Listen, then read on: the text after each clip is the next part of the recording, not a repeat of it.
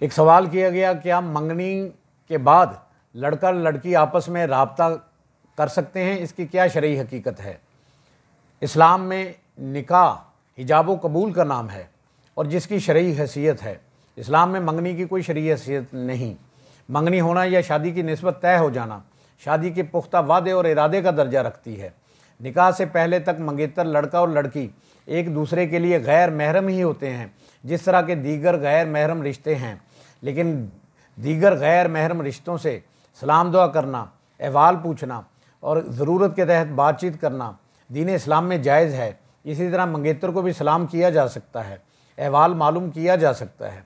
मंगेतर से lack slack का मकसद सिर्फ मंगनी की मसलहत समझने समझाने की होनी चाहिए।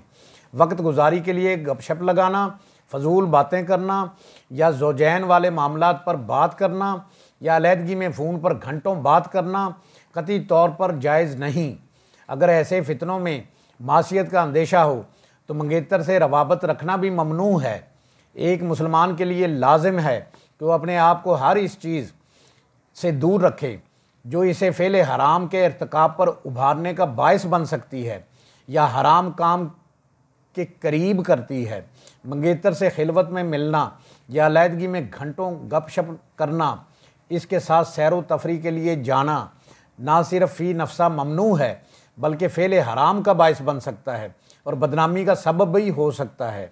मंगेतर से बातचीत या मेल मलाप की जायज़ और सहल सूरत यही है कि सादगी से निकाह करके रुखसती कर ली जाए।